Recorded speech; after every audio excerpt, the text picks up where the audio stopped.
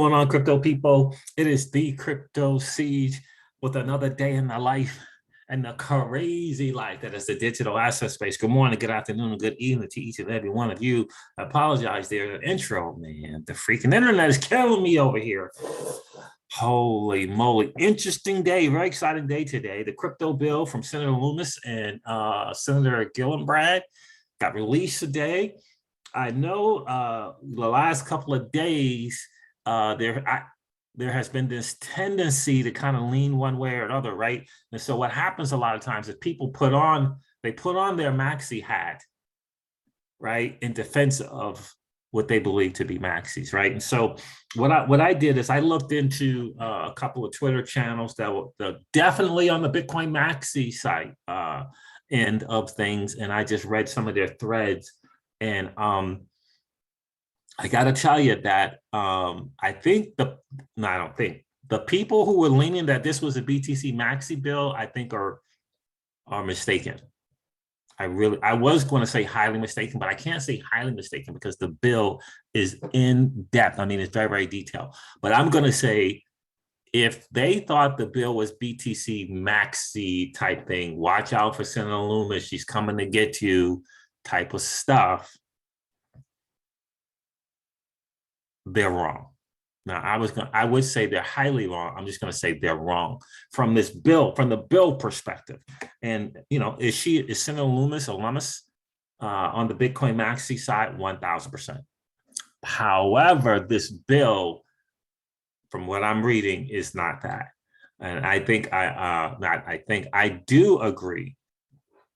I do agree with Jungle Inc. He did a video yesterday, and this, this bill, if passed in its original form, or in its current form, is really, really, really good for altcoins with real utility use case behind them. Because it feels like to me that this bill is going to here's what it's going to feel like to me.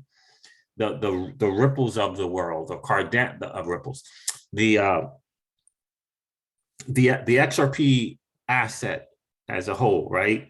The crypto XRP, the crypto Cardano are going to fall into this ancillary asset space, if you will, and be overseen by the CFTC. Now, the Lunas of the world, right? Nothing done here in the States, registrations, any of that kind of stuff, completely kind of not doing anything, from the SEC's jurisdiction perspective.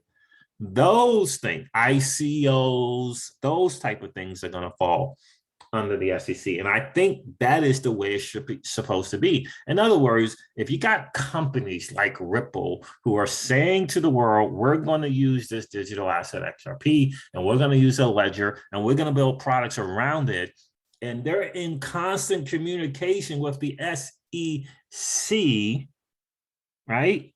Those are going to fall under ancillary assets. And what's now going to be, not a security, and I'm going to read some very, very good threads from Bitcoin, quote unquote, maxis, who say that those assets do not fall under the security space, right? They fall under the commodities. And the only difference is that they would be required to do more disclosures with the SEC, but will not be deemed securities. And I'm going to cover that. And again, this was coming from the Bitcoin maxi camps. And so we got two good articles from Watcher, or Market Watch, and we got a good article from Politico, but we got a really, really good thread, again, from the BTC maxi side, two of them, right? So I'm going to share that with you guys. So it's very, very important to kind of think that. So I think, like Jungle Inc. was saying, let's go through that bill before you start jumping on the BTC maxi thing, because it is a great thing for altcoins, the legitimate alts. So shout out to my guy, Jungle. I hope you're doing well, bro. Attached is the latest version of the Senate crypto bill. I encourage people to actually read it before they assume it's a Bitcoin maxi bill or bad for political reasons if passed. He says, if passed as is, holy moly. That's right, my guy. Thank you for sharing. Absolutely 100%. So I had to, I couldn't do it late last night because that's when I was watching his video, or listening to his video. And I did do some research on it this morning because I really wanted to get to the BTC Maxi side and see what they're saying, right? Like, what are they saying, right? And so they did not, unlike some altcoin maxis, they did not go after it in a way, right? You know how the BTC maxi sometimes can say, yeah, screw all the other alts. In fact, that has happened, right? According to Charles Hoskinson, that has happened, where certain people in the BTC community were going to members of Congress and saying, hey, proof of work, that's it. That's all we need. We don't need anything else. Or Bitcoin, that's all, that's all we need. According to Charles Hoskinson, this was, in fact, done. So I wanted to go to some BTC Maxi Twitter spaces, Twitter pages, and see what they had going on. And they just laid it down nitty gritty. And it was very, very, very, it just laid out the facts. It just laid it out. And I have to give it Jungle. It appears to be very friendly to the legitimate crypto spaces, to the legitimate altcoins in this space. Now, has BTC been given the blessing and don't have to do full disclosures? Yep. Has Ethereum been given the blessing and not have to do this whole disclosure stuff, at least initially? Maybe. Because you got this fully decentralized part of this bill as well to look at. So I'm going to say, maybe. But in either case, so what if you got to do disclosures? Should be doing disclosures anyway. Ripple, the company, ain't going to have any problem with disclosures. Who might have some problem with disclosures? Do Kwon, right? Maybe 1, 2, 3, 4, 5 of these meme coins. you see what I'm saying? They might have a little problem. Oh, disclosures. You know what I'm saying? So that stuff, and let the SEC go after those, right? So because look, we all know this legitimate pump and dumps. We all know this meme coins taking advantage of the market, certainly taking advantage of the United States capital market and retail investors. Feeding on that kind of, if you will, the pump and dump greed that can happen. Now we're gonna, the SEC is gonna be going after them. So, and I do like the legitimate stuff. Again, like the Cardanos of the world and the company Ripple of the world, right? So, like the Cardano Foundation, whatever it is it IOHK, right? And Ripple company and whatever foundations are there, sure, whatever they're doing, sure. They want to disclose some stuff, absolutely, no problem, because we're here with a real use case looking to building a real project, right?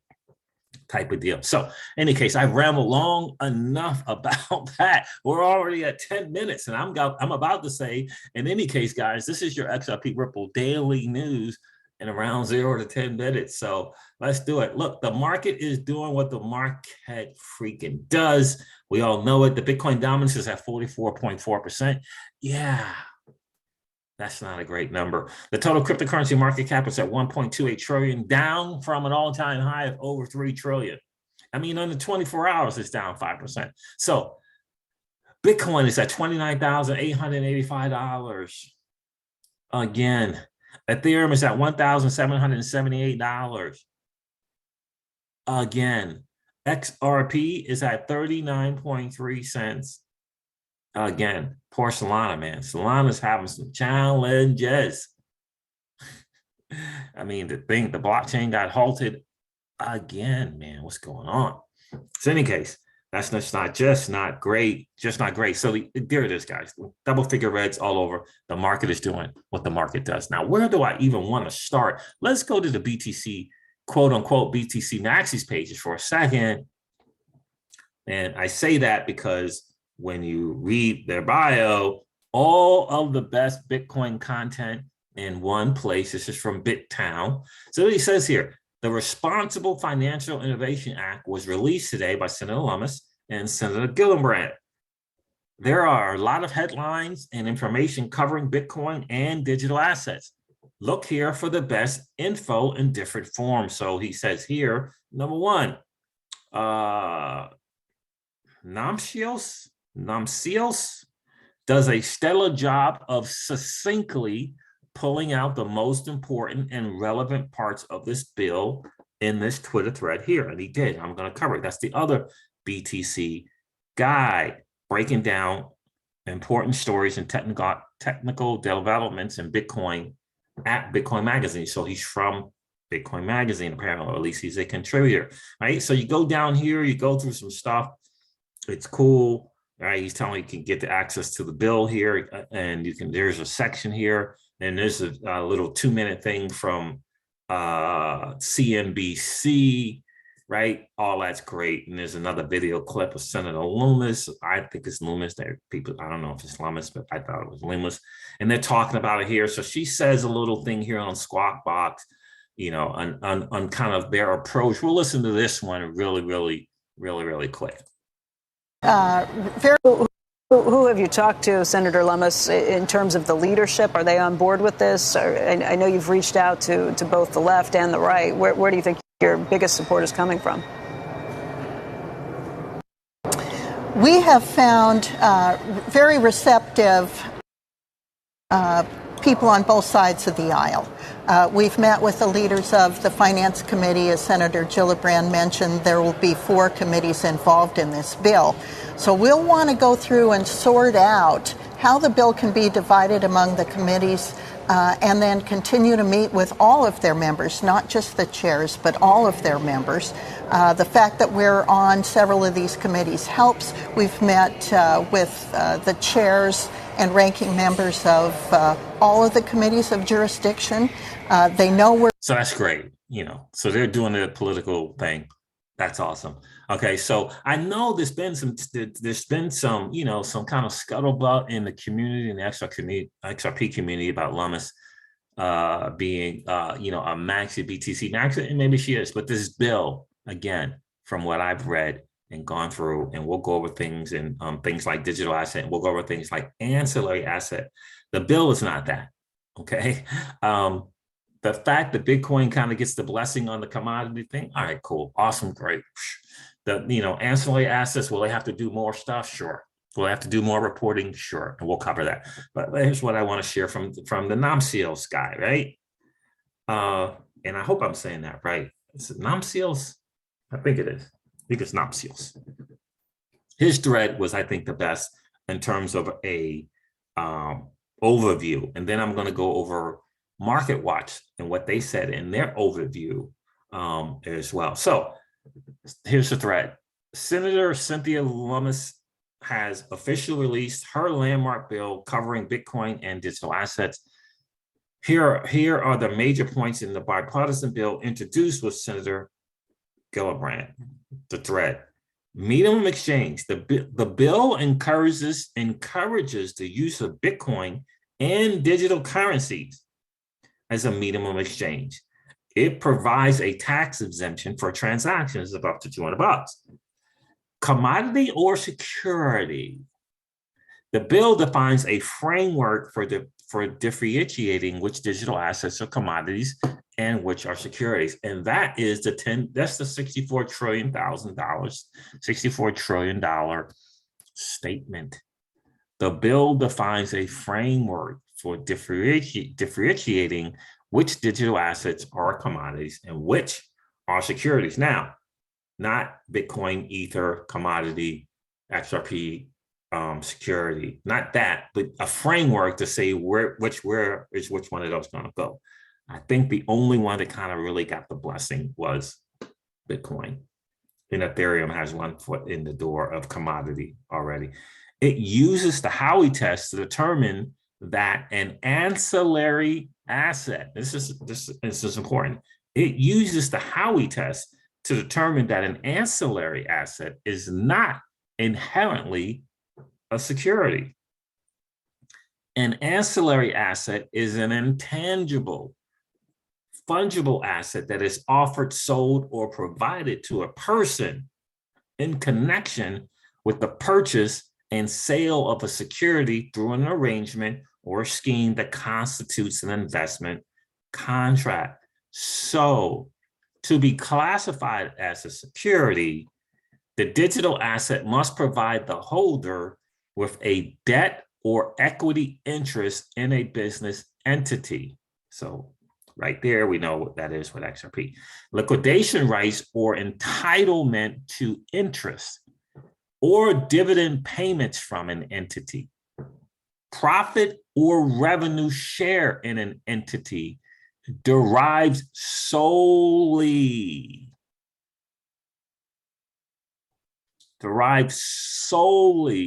from the entrepreneurial or managerial efforts of others, solely, or any other financial interest in the entity. But there is another aspect to it. Digital assets not fully decentralized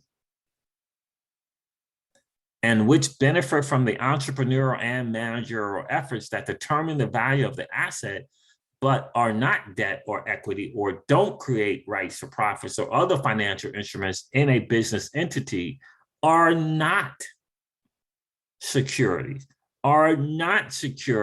if disclosures are filed with the SEC twice a year.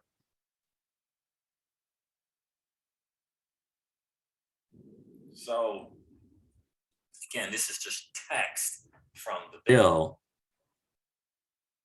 So to me, this really covers the majority of altcoins out here with the real use case out here to trying to provide a good service product to the digital asset space, right?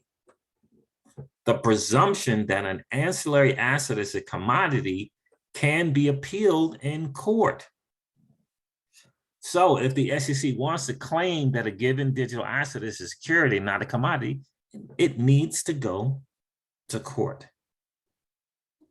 And again, this is exactly this is where Ripple is really in a lot of ways. And the court is obviously going to make their decision and or ruling. And we all know, that the XRP, the asset itself is not a security. So this law case, this suit is going to say a lot of things. But in this bill, the way it's written out here, it covers a lot of the good, like Cardano, for example. I'm just saying that as an example, right? And what they're doing and their business model and the projects that they built, all of that will be covered. Cardano will be in this, right? Right?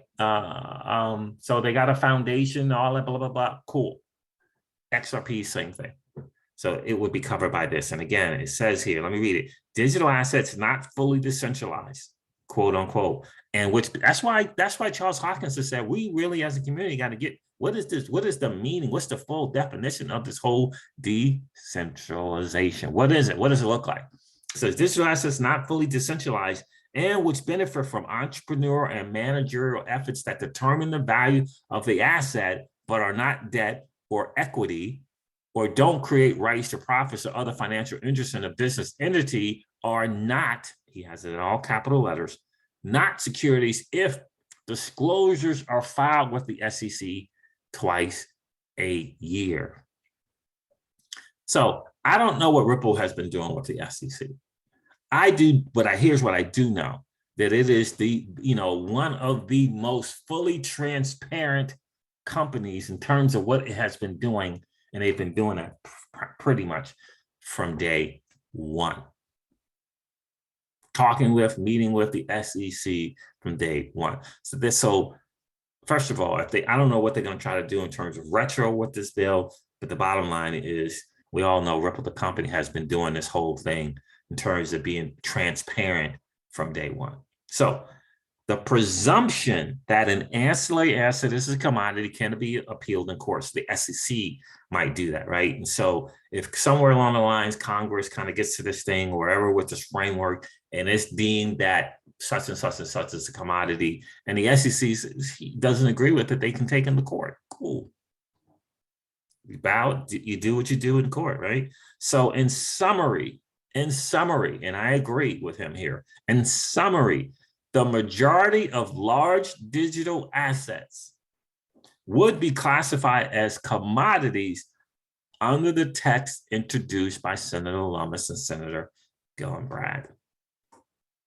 Naturally, the SEC will oversee the securities, whereas the CFTC will regulate the commodities. Bitcoin and Ether, he says here, he says Bitcoin and ETH are guaranteed as commodities. I don't know if Ethereum is guaranteed as a commodity, but he believes that. So Lummis Gillibrand grants the CFTC exclusive spot market jurisdiction over all digital assets classified as commodities. So under this bill, the CFTC is going to get the reins over the digital asset space. Exchanges will register with the CFTC, not the SEC, to conduct trading activities and abide by some rules. The US Bitcoin spot ETF more likely if the bill is approved, okay? So the SEC and CFTC are tasked with studying and reporting on the creation of a self-regulatory organization, SRO, that could complement the regulatory work, self-regulatory organization. So the SEC and the CFTC are tasked with studying and reporting on the creation of a SRO that could complement the regulatory work. They also are tasked with developing a set of cybersecurity guidances for digital asset service providers. And then it talks about energy. This bill also requires a study on the power consumption of digital assets. It'll seek to determine the best ways to ensure Bitcoin helps society move closer to climate goals with the deployment of more renewable and clean energy and reducing energy waste. So, this part is, they want to make sure BTC has a shot, right? They're coming up, right? This bill wants, what can we do to get this Bitcoin, right? That's what they're doing, right? So they're providing this out, renewables and clean energy, right? And so again, if there's a challenge to technology, there's solutions to tech. Once you address the challenges, we come up with solutions to the challenges, and that's just the way it's not going away, right? Bitcoin's not going to go away because of its energy consumption. It's like, that ain't going to happen. You're going to have to come up with something for Bitcoin to go away. Energy consumption and all, that ain't going to be it, because there's going to be alternatives to it. Now, this whole proof of work thing, we'll see. This bill is talking about the miners here. Miners. The bill provision that miners are not to be seen as brokers and Bitcoin obtained from their activities is not to be treated as income until it's converted into fiat currencies like dollars. It also specifies that digital asset lending agreements are not taxable events. So that's that kind of that DeFi thing, right? So I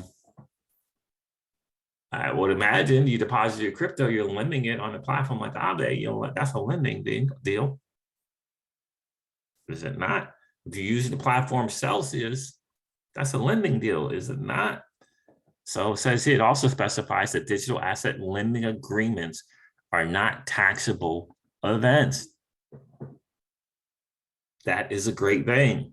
If it again, this has got, you got to get this bill and you got to get the final versions, and, people in the pockets of others are going to try to get, that type of deal, right? So, how much, the JP Morgans and the Goldman Sachs of the world and the cities of the world, they're not happy about DeFi, okay? They're not happy with it. So, they're going to have to dish out some more dollars to the Congress people.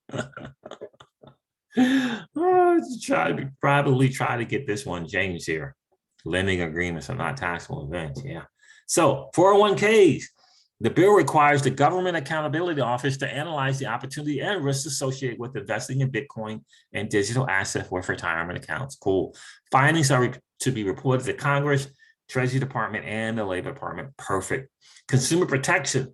The bipartisan bill will require providers of digital assets to disclose information about their product, including source code versioning and the legal treatment of each digital asset. Also, So that's massively important. Again, disclosures is cool.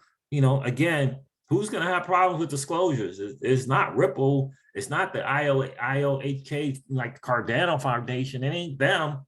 Who might it be? It might be the meme, you know, the meme coins, and might be those. So we're going to find out. We're going to find out who has a problem with disclosures that might provide for consumer protection, right? We're going to find out.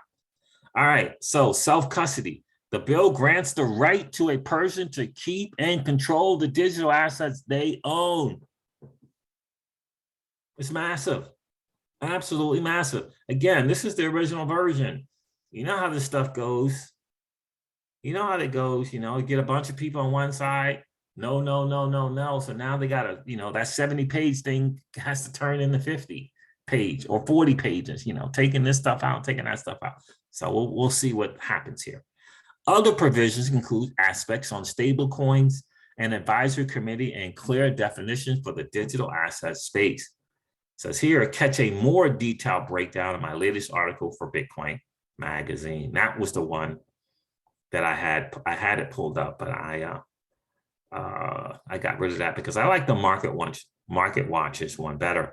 Bipartisan crypto bill would have CFTC oversee Bitcoin, Ether, and most other digital assets. The SEC will retain a secondary role in digital asset regulation. And again, this is because hashtag Gary Gensler is not your friend. He got himself in trouble. He got a bunch of people in Congress not happy with him because he pulled the wool over their eyes. He pulled the wool over their eyes and he misled them. That's the bottom line. He pulled the wool over their eyes, and they now recognize it. He is doing the bidding of Goldman's and JP Morgan. They know it now. It says a long-awaited bipartisan framework of the U.S. federal oversight of cryptocurrency was unveiled Tuesday, and if passed, Congress would mark a major milestone for a digital asset industry has spent years lobbying for legislation to bring regulatory clarity to the space. The bill crafted by blank, okay, we already know that. All right, what does it say here? It says the bill crafted by would grant oversight of the most popular cryptos like Bitcoin and ETH to the Commodities Futures and Trading Commission. It says, right, to the CFTC, but it's Bitcoin, ETH, and most popular cryptos, not just Bitcoin and ETH. The bill would make a clear distinction between digital assets that are commodities or securities by analyzing what rights or powers a digital asset confers to its holders. It's massive. This approach would allow digital asset companies the ability to determine what their regulatory obligation will be, according to a summary of the legislation. And I agree with that. The CFTC would be granted oversight of the spot markets for commodity cryptos like Bitcoin, potentially bringing greater investor protection to markets where critics say manipulation is common. So they just only mention Bitcoin, but it's other digital assets. And I think that's important to understand. A lot of these cryptos will fall under commodities according to the framework that is outlined, okay? The SEC would retain sole oversight of digital assets that gives the holder a right to profits. I don't know what that means. Yeah, I don't know. A right to profits, liquidation preferences, or other financial interests in a business entity, and are therefore securities. That just is not Ripple, right? And that just is not Cardano, right? So the SEC would also have a role in regulating digital assets that are not securities by this definition, but which are not fully decentralized. And therefore benefit from the entrepreneurial or managerial efforts of others. Such assets will be deemed commodity. Listen to this is important. Such assets which are not fully decentralized and therefore benefit from the entrepreneur or managerial efforts of others. Such assets would be deemed commodities and overseen primarily by the CFTC, but would be required to furnish disclosures to the SEC. So the bottom line is, are you willing to provide disclosures to the SEC twice a year? Again, we're going to find that out. We all know, for the XRP community, that ain't Ripple. Ripple has no problem with doing it. Charles Hoskinson, I'm sure, would not, no problem with doing it, as long as you're knowing the rules. They're knowing the rules, and just said flat out, you will be deemed a commodity and not a security as long as you're willing to furnish disclosures to the SEC twice a year. Plain and simple, right? So they're gonna want to look underneath the hood. Cool.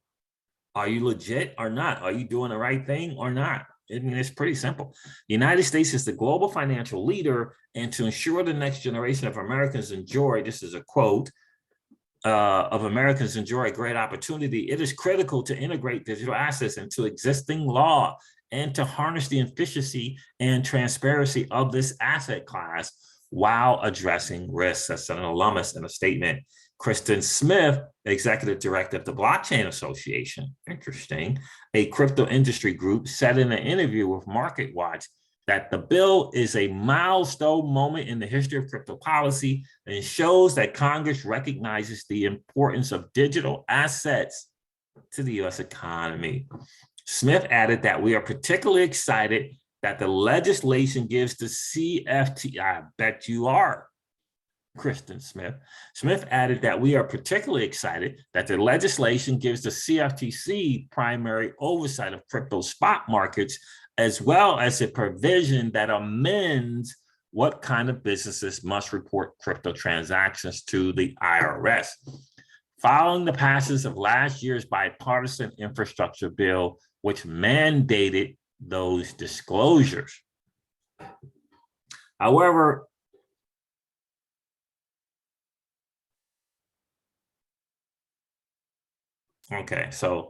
however, Todd Phillips, Director of Financial Reg and Corporate Governance at the Center of American Progress, said in an interview that he had serious concerns about the proposal and that the status quo is better than this legislation.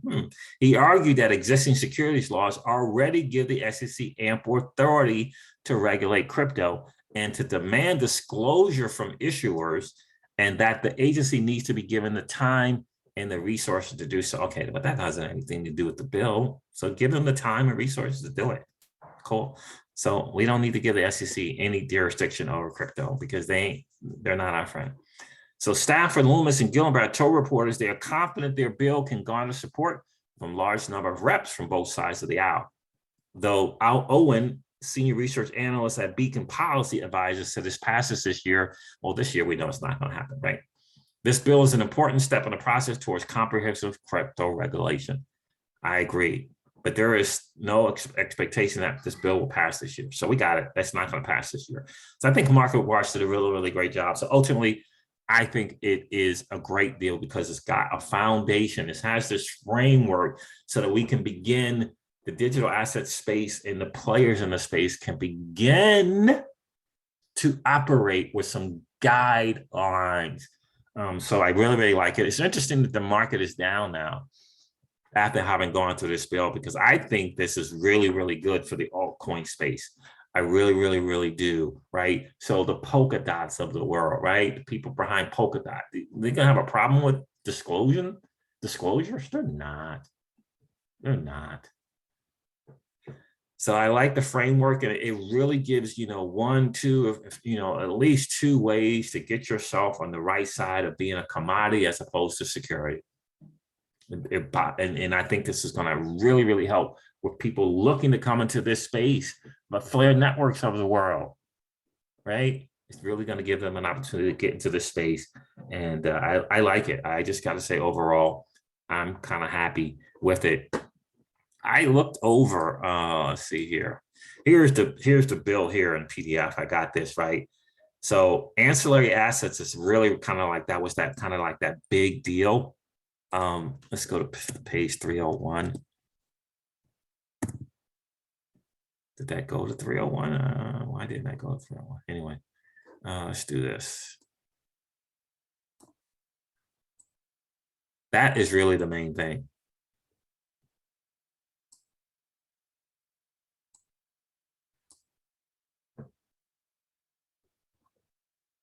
That was really the main thing, the ancillary asset and that definition of that.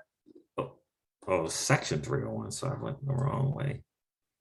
I think it's page 20.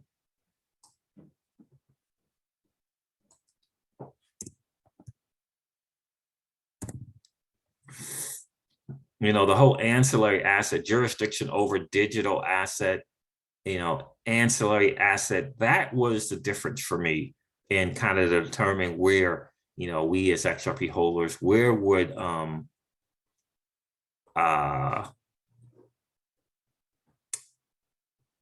you know, the digital asset XRP, where would it stand? Where would it lie? Section 301.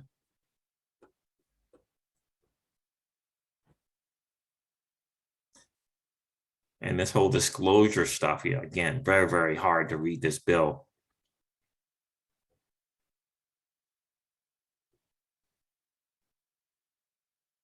But, you know, the ancillary assets, that's what they're calling them, ancillary, which is basically saying it might not be fully decentralized yet, okay, although it's not, you know, although the asset holder is definitely not gaining any benefit from, from the business itself in terms of, stock or any, whatever it might be. But so it's still not going to be a security as long as they're doing the disclosure end of it. So I think that's massive. What happened to 301 here?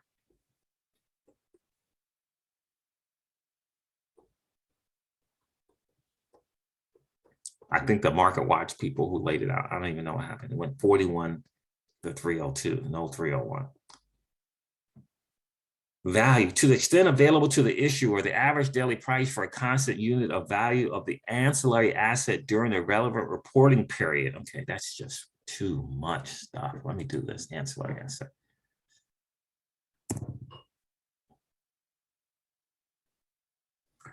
Recent sales of similar distribution of ancillary asset by the issuer, or purchase of similar, okay, that just doesn't help.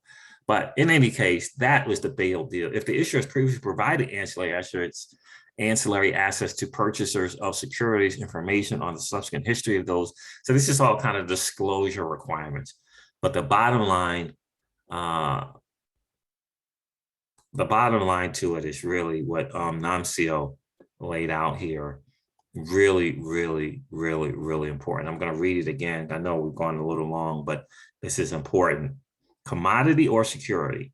The bill defines a framework for differentiating which digital assets are commodities and which are securities. It uses the Howey test to determine. It uses the Howey test to determine that an ancillary asset is not inherently a security. An ancillary asset is an intangible, fungible asset that is offered, sold, or provided to a person in connection with the purchase and sale of a security through an arrangement or scheme that constitutes an investment contract. So, to be classified as a security, the digital asset must provide the holder with a debt, equity interest, or equity interest in a business entity. It must provide the holder with liquidation rights or entitlement to interest or dividend payments from an entity. It must provide the holder with a profit or revenue share in an entity derived solely from the entrepreneurial or managerial efforts of others or any other financial interest in the entity. But there is another aspect to it, and that is digital assets not fully decentralized and which benefit from the entrepreneurial managerial efforts that determine the value of the assets, but are not debt or equity or don't create rights to profit or other financial interests in a business entity, are not securities if disclosures are filed with the SEC twice a year. So there it is. There are ripples in court now doing their thing. We'll hear more at 3 o'clock. But overall, I think this is a massive first step for the digital asset space as a whole, because what it does is it now take these altcoins and gives them this framework to move to where Bitcoin has already been given the blessing, which is a commodity. So for me, most of the altcoins are going to fall in that realm of a commodity. And whether you're a commodity and you have to do disclosures, or a commodity and you don't have to do them, most of the alts are going to fall into that. So, which is great. All right, guys, look, I'm going to end this video. I've gone long enough. Do me a favor, guys, hit the like button, hit the share button, hit the subscribe button if you're enjoying the hangout. We're trying to change up that algorithm on YouTube, and we're getting there. We are getting there for sure. Be sure to check out that video, guys, that I did a couple of days ago on XRP price set is nonsense. You want to check out the video. I'm telling you, I really break down the whole interview with Leonard P. Jones and Jimmy Valley. It's important to understand where we are, what's really, really going on, because that price set thing, and more importantly, the fair market value for XRP, it's a legitimate thing to look into. You want to delve into it for yourself. So check out the video so you can get more information on that for sure. It is in my video playlist there for sure. All right, guys, look, I'm going to end this video like I do all my videos and remind you guys of this. Old money doesn't want you to win. They don't want us to win. They would rather that we remain a cog in their perpetual wheel of trading our time for dollars. They don't want us to play in the same playground that they play in, where we allow our money to work for us. This is our chance to win, guys. The digital asset space is our chance to win. We are in the midst of the greatest transfer of wealth in the history of man. Are you participating, or are you standing on the sidelines? Here's what I do know, that the battle for you has already been fought, and the victory is yours. Go get it.